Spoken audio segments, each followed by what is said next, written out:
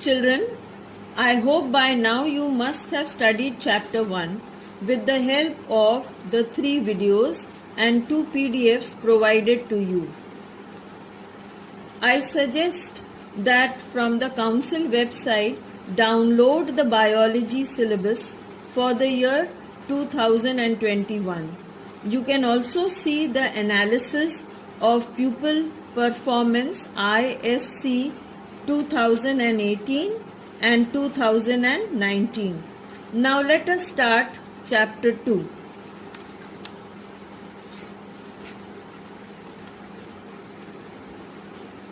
That is sexual reproduction in flowering plants. We have already studied in chapter 1 what is sexual reproduction, formation of gametes will take place, and what are flowering plants? Flowering plants are the angiosperms. First, we'll take up the structure of a flower. A flower is a modified shoot.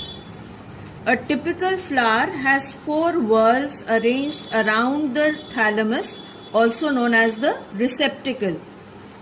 We begin from the outermost whorl, calyx, corolla, androecium, gynoecium. Androecium and gynoecium, they are the reproductive parts of the flower.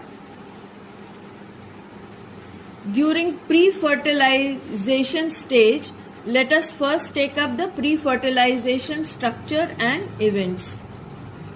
Stamen, that is the male reproductive organ. It has anther and filament. Anthers have pollen sac, also known as the microsporangia. Microsporangia contains pollen grains. Pollen grains are also called as microspores. Each pollen grain gives rise to 2 male gametes. Hence, pollen grain is said to be the male gametophyte.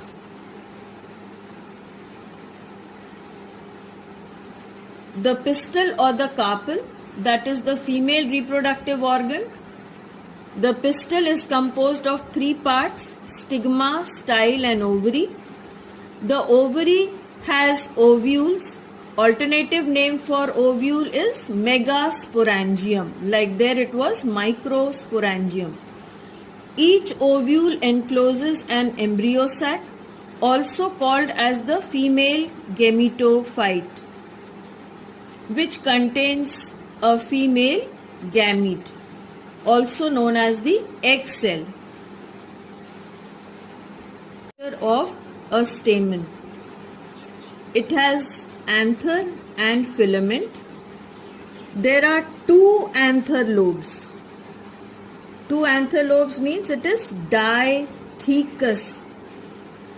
Each anther lobe has 2 pollen chambers or microsporangia. In this diagram you can see that when this anther was cut in transverse section, then inside it you can see 2 pollen sacs in each lobe, 2 here. So altogether there are 4 pollen sacs. This is the line of dehiscence from where the pollen grains will be liberated.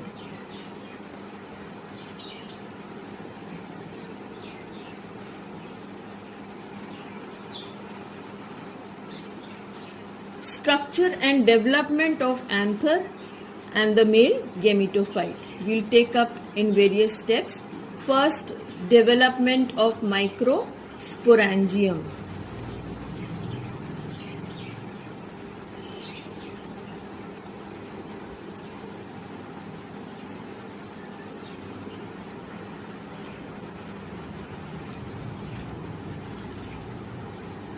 While the anther is developing, then we can see that its outermost layer is made up of epidermis.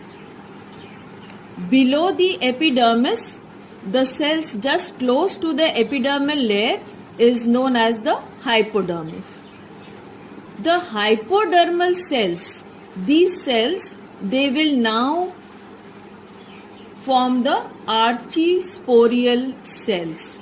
And the archisporial cells, they will divide to form primary parietal layer on the outer side and primary sporogenous cells on the inner side.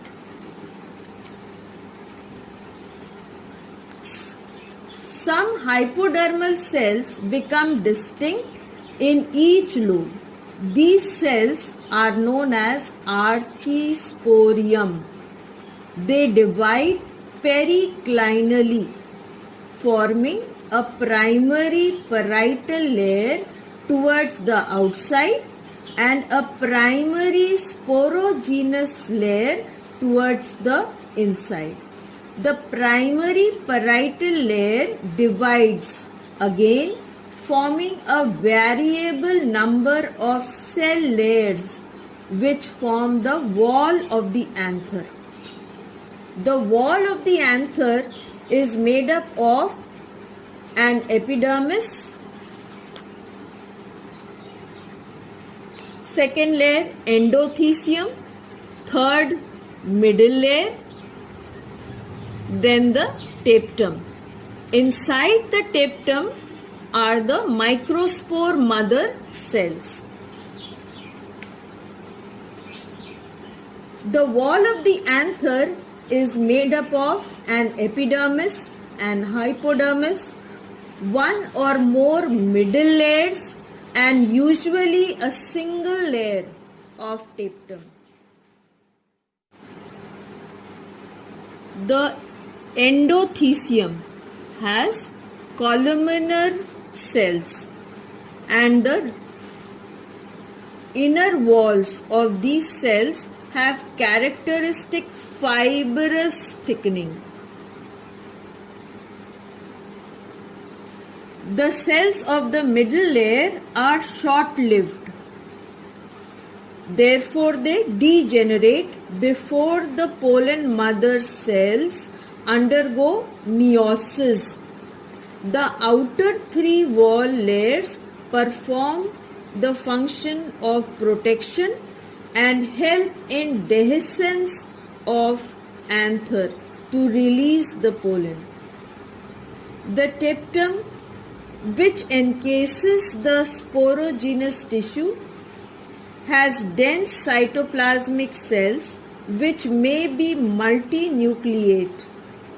It serves as nutritive tissue for pollen mother cells and microspores. The structure of a pollen sac or microsporangium can be clearly seen when we cut a transverse section of an anther. So here a transverse section of the anther can be seen. It's a very, very important diagram for your examination. Outer epidermal layer, it's a magnified diagram, enlarged view of TS of anther. A portion of it, only this much has been shown, showing you all the details. Epidermis, endothecium, middle layer, sporogenous cells. And here is the tapetum, that's the nutritive layer. The sporogenous cells will now undergo microsporogenesis. That is our second step.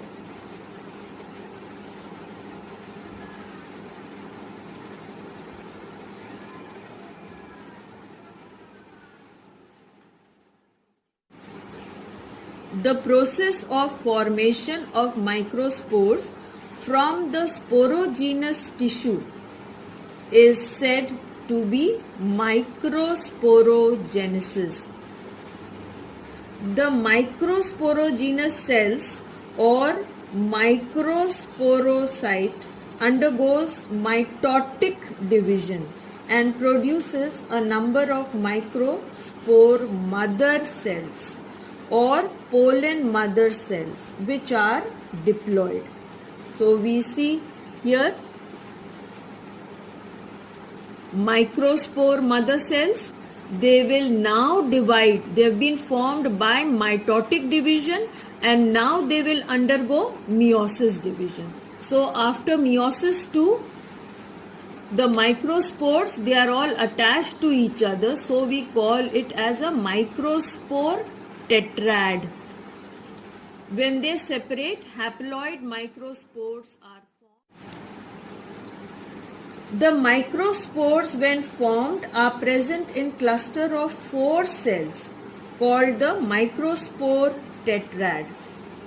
As the anther matures and dehydrates, each microspore gets separated and they form a thick outer wall known as the exine, the inner wall known as the intine, and it is filled abundantly with cytoplasm. The nucleus divides now mitotically, forming 2 nuclei. The larger nucleus is the vegetative nucleus and the smaller nucleus is known as the generative nucleus. Each microspore develops into a pollen grain and is regarded as an equivalent of a male gametophyte. Structure of pollen grain. This is another important diagram. We can also call it structure of a microspore. Outermost hard layer, that is exine, inner intine filled with cytoplasm, vacuoles may also be present, haploid nucleus. By reduction division, haploid nucleus has been formed and the germ pore develops. There are germ pores. This is a germ pore, this is another one like this. So from the germ pores, the pollen tube will come out. Fourth important step is development of male gametophyte.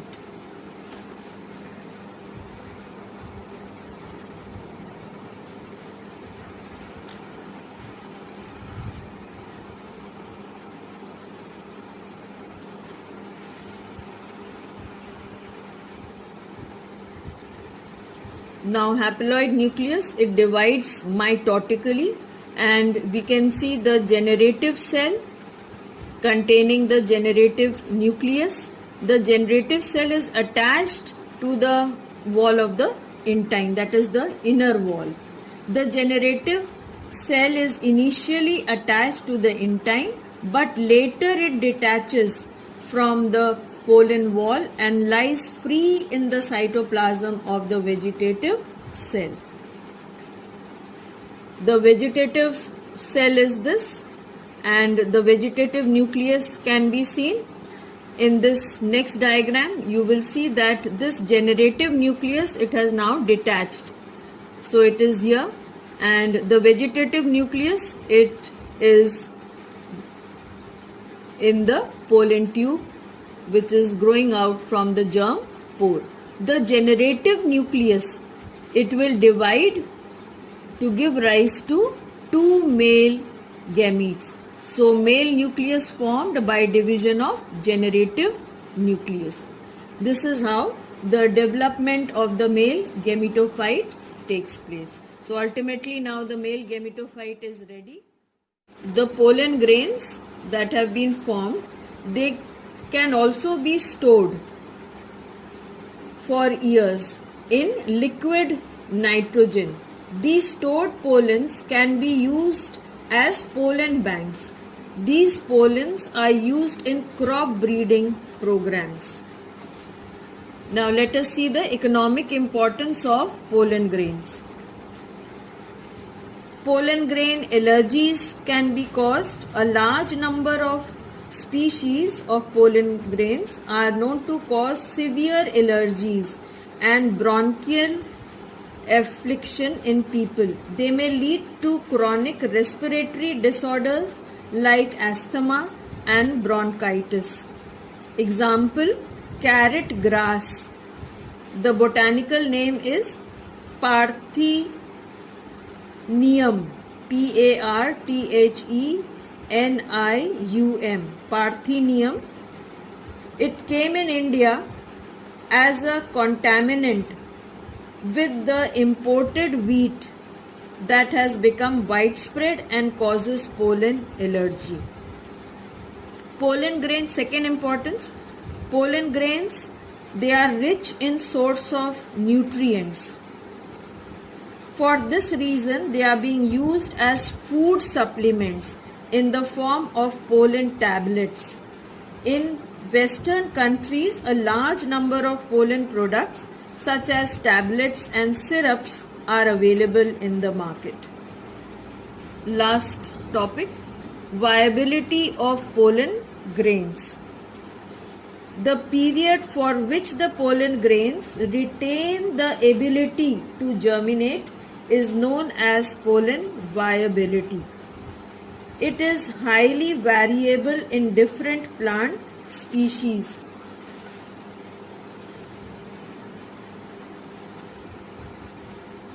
The viability of pollen grains depends a large deal on temperature and humidity. After they release, the pollen grains in cereals like rice and wheat remain viable for about 30 minutes. In contrast, they remain viable for months in members of family Fabaceae and Solanaceae.